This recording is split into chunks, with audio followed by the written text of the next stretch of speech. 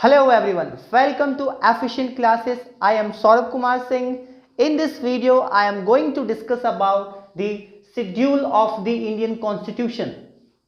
So हमारे Indian Constitution में at present 12 schedules है, but हमारे basic Constitution में केवल 8 schedules थे. Understand? So आज मैं इस वीडियो में आपको बहुत ही एक रोचक ट्रिक बताने वाला हूं जिससे आप बहुत ही इजीली इस हमारे कॉन्स्टिट्यूशन के शेड्यूल को याद कर सकते हैं, ठीक है, या फिर जान सकते हैं कि कौन सा शेड्यूल में क्या बात किया गया है. ओके, सो यहाँ पे आप देख सकते हैं एक मैंने ट्रिक लिखा है, tears of old PM. Tears of old PM. Okay, क्या है? Tears of old PM. So इस ट्रिक के जरिए हम पूरे शेड्यूल को जान सकते हैं कि कौन सा शेड्यूल किस बारे में बात करता है. अंडरस्टैंड? सो सबसे पहले हम देखेंगे इस टीयर्स ऑफ ओल्ड पीएम में टी. तो टी स्टैंड्स फॉर टेरिटरी. इसका मतलब कि जो हमारा पहला शेड्यूल है वो किस बारे में बात करता है? इंडिया की टेरिटरी के बारे में. ओके, इंडिया की टेरिटरी के बारे में. ओके, मैं लिखता भी जाता हूं. किस बारे में बात करता है? इंडिया की टेरिटरी के बारे में. अब आप देख सकते हैं टी के बाद क्या है? ई. तो हमारा जो सेकंड शेड्यूल है वो किस बारे में बात करता है? इमोल्यूमेंट्स के बारे में. किसके बारे में? इमोल्यूमेंट्स के बारे में. इमोल्यूमेंट्स मतलब अलाउंसेस, यानी कि जो भी प्रेसिडेंट को या वाइस प्रेसिडेंट को या हमारे लोकसभा के स्पीकर को या डिप्टी स्पीकर को, राज्यसभा के चेयरमैन को जो भी अलाउंसेस या इमोल्यूमेंट्स मिलते हैं उस बारे में बात किया गया है. अंडरस्टैंड? कौन सा शेड्यूल? सेकंड. उसके बाद यहां देखिएगा आप, ई के बाद क्या है? ए. तो ए स्टैंड्स फॉर अफर्मेशन. क्या? A stands for affirmation. Affirmation का मतलब ओथ. अफर्मेशन का मतलब क्या है? ओथ. तो हमारा जो तीसरा शेड्यूल है वो किस बारे में बात करता है? अफर्मेशन यानी कि ओथ के बारे में. किसके ओथ के बारे में? जितने भी हमारे यूनियन मिनिस्टर्स होते हैं, प्रेसिडेंट होते हैं, या प्राइम मिनिस्टर या स्पीकर, डिप्टी स्पीकर, इन सब के ओथ्स के बारे में. अंडरस्टैंड? अब आप देखिएगा ए के बाद क्या है? आर. तो R stands for reallocation of seats in the Rajya Sabha to the states and union territories.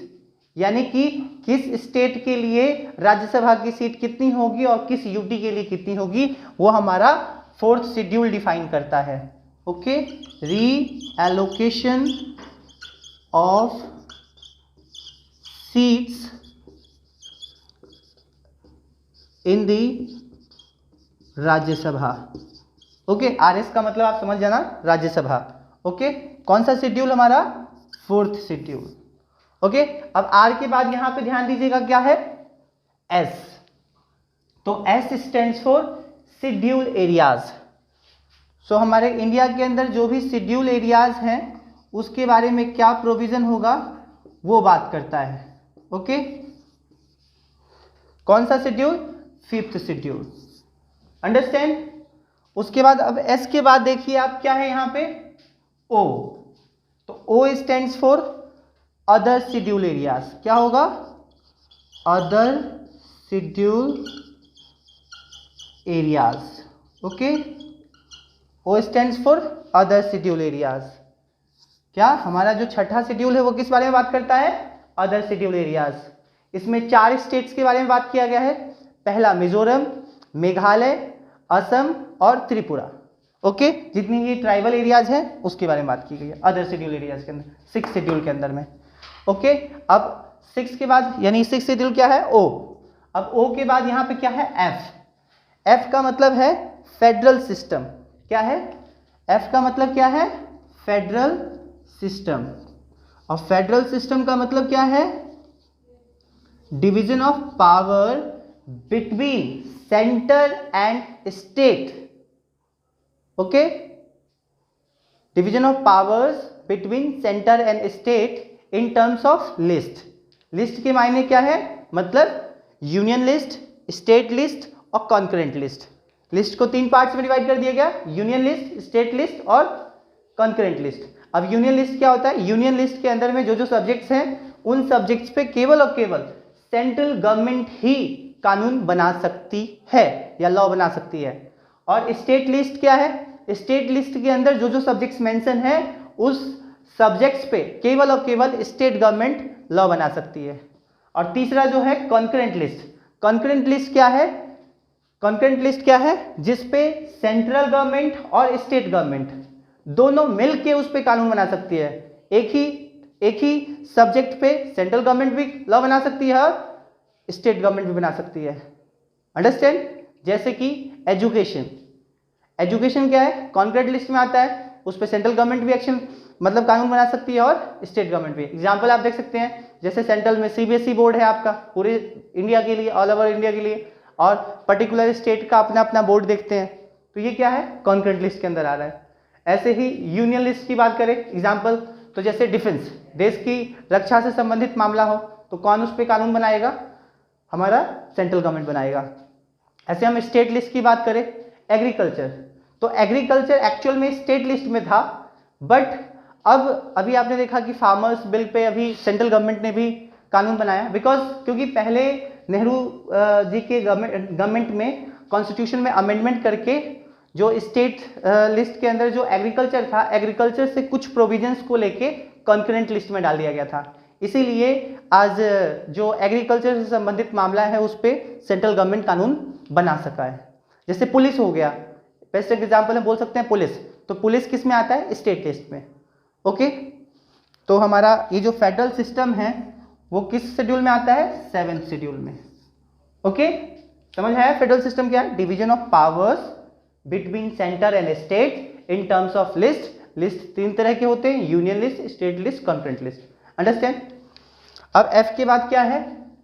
यहां देखिए, एफ के बाद क्या है? ओ। ओ का मतलब क्या है? Official language. ओ का मतलब क्या है? Official language. अब ये ऑफिशियल लैंग्वेज क्या है? देखिए,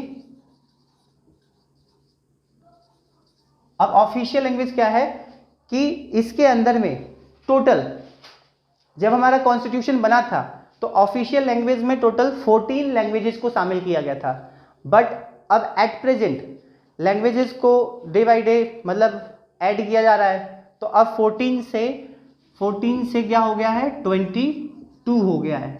ओके, 14 से क्या हो गया? 22। ऑफिशियल लैंग्वेज का जो संख्या है वो कितना हो गया? 14 से 22। और ये किस शेड्यूल में है? 7th हमने बात कर ली थी। अब ये क्या है? ऑफिशियल लैंग्वेज किस शेड्यूल में है? 8th शेड्यूल में। ओके, किस में है? 8th शेड्यूल में। ऑफिशियल लैंग्वेज किस में है? 8th में। अब ओ के बाद क्या है? एल। तो एल क्या है? L stands for land reforms. Okay, land reforms. अब मैंने आपको बताया था कि हमारे कॉन्स्टिट्यूशन, बेसिक कॉन्स्टिट्यूशन में कितने शेड्यूल्स थे? 8। अब कॉन्स्टिट्यूशन इंप्लीमेंट होने के बाद, हाँ, after the commencement of the constitution, ये 9th शेड्यूल ऐड किया गया, 10th ऐड किया गया, 11th किया गया, 12th किया गया। तो जो 9th शेड्यूल है, ये 9th शेड्यूल लैंड रिफॉर्म, इसको फर्स्ट कॉन्स्टिट्यूशनल अमेंडमेंट एक्ट 1951 के जरिए हमारे कॉन्स्टिट्यूशन में ऐड किया गया था लैंड रिफॉर्म को। ओके, और लैंड रिफॉर्म कितने नंबर पे आएगा?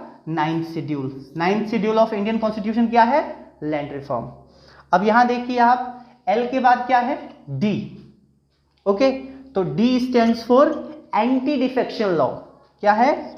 Anti defection law. ठीक है, अब एंटी डिफेक्शन लॉ क्या होता है? आपने सुना होगा दल बदल कानून। ठीक है, जो दल बदल कानून है ये हमारा किस में आता है? 10th शेड्यूल में। हाँ, 10th schedule of Indian constitution क्या बात करता है? एंटी डिफेक्शन लॉ, दल बदल कानून पे के बारे में।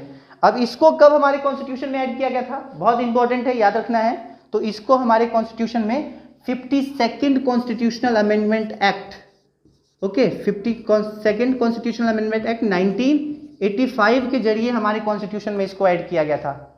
अंडरस्टैंड?